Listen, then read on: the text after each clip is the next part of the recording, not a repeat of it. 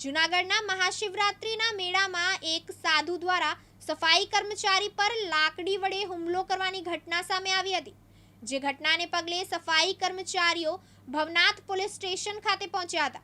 આ અંગે જાણવા મળતી વિગત મુજબ રિટાયર્ડ કામ કરનાર દામજીભાઈ મહાશિવરાત્રિના દિવસે ભવનાથ ઝોનલ ઓફિસ પાસેથી પસાર થઈ રહ્યા હતા, ત્યારે એક ઢોંગી સાધુ એક બાળકને હેરાન પરેશાન કરતો હોય, જેથી આ દામજીભાઈને દયા આવતા તેમને સાધુને જણાવ્યું હતું કે બાબા આવું ના કરો। ત્યારે આ સાધુને ગુસ્સો આવતા તેમણે દામજીભાઈ સોલંકી પર લાકડી વડે હુમલો કર્યો હતો।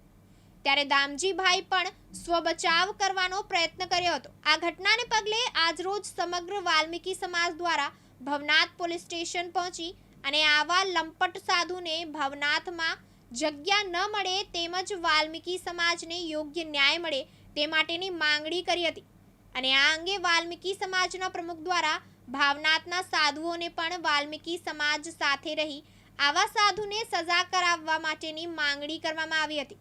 અને જો આગામી સમયમાં આવા લંપટ સાધુને આગામી 24 કલાકમાં સજા નહીં થાય તો જૂનાગઢ સહિત ગુજરાતની સફાઈ બંધ કરવાની સાથે ઉગ્ર આંદોલન કરવાની પણ ચીમકી ઉચ્ચારવામાં આવી હતી।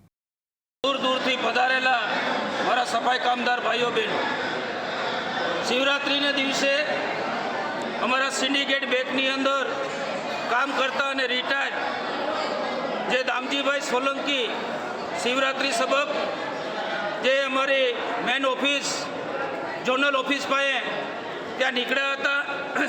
एक ढोंगी साधु एक छोकरा ने लाकड़ी मारतो तो अने गळे टूटो देतो तो एमने जीव दया आई और दामजीभाई सोलंकीए ए साधु ने कीधु कि बाबा ये मत करो, तो साधु ने कई अणगमतु लागू और सीधा अमरा वाल्मीकी समाजना जे दामजीभाई सोलंकी ऊपर लाकड़ी वडे हुमलो कर्यो, एमनी लाकड़ी न पकड़े तो अमरा दामजीभाई अत्यारे भगवानना प्यारा थई गया होत।